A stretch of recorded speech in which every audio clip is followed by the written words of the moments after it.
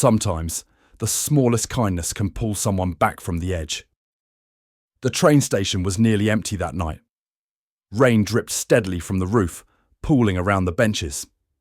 Daniel sat alone, staring at the yellow line near the edge of the platform. His hands were shaking. He wasn't waiting for the train.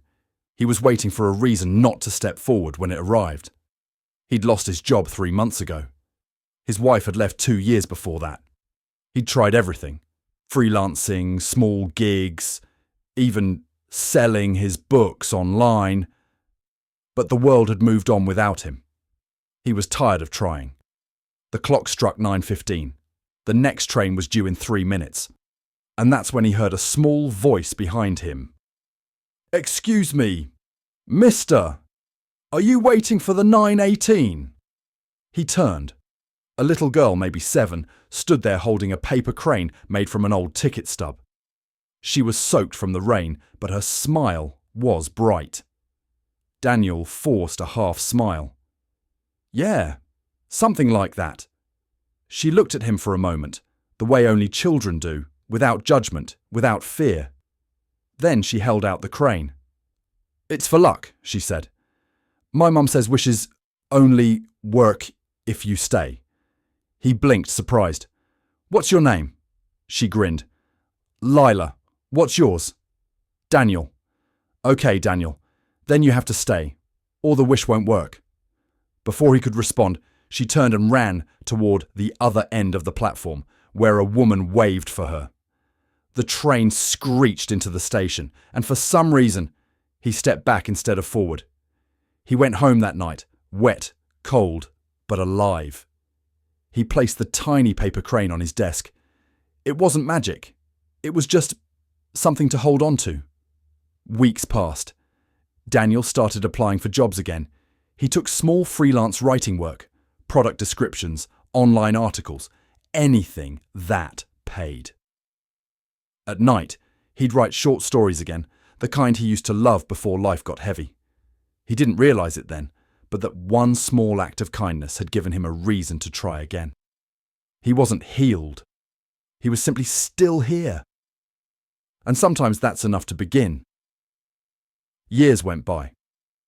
Daniel became an author. His third book, The Paper Crane, was about a man who finds hope through a child's kindness. It wasn't a bestseller at first. But one night, a young woman posted a video online, crying as she held his book. She said, "This story saved me. I was about to give up and then I read it." The clip went viral. Thousands of people shared it. Messages poured in. People saying they'd found strength in his words. Bookstores called it the story that brought people back. Daniel smiled every time someone asked, "What inspired it?" He'd just say, "A stranger at a train station."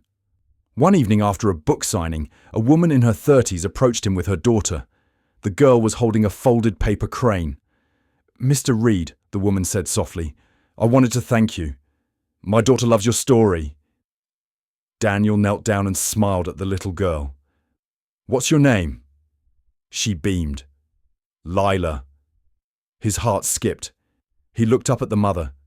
The same eyes, the same smile. The mother said quietly, "My mum used to tell me a story about you, about how she once gave a paper crane to a sad man at a train station." Daniel froze. Tears welled up. He whispered, "Your mother.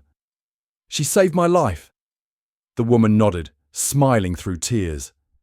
"She saved mine, too." That night, Daniel couldn't sleep. He sat at his desk staring at the 2 paper cranes, one yellowed with age, one newly folded and crisp. He realized life wasn't about the moments that broke him, but the small ones that quietly rebuilt him. He began writing again. This time, not for the world, but for that little girl who once handed him hope in the rain. He wrote stories about ordinary kindness, about people who didn't even know they were saving someone. His next book, Stay, wasn't about pain or loss. It was about the invisible threads that tie human lives together.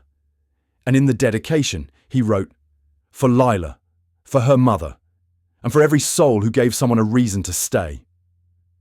When he looked out the window that night, it was raining again.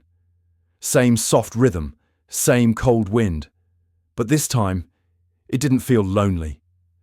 He whispered to the sky, "Thank you for sending her that night." And somewhere, in the quiet, he could almost hear a child's voice again. "My mum says wishes only work if you stay."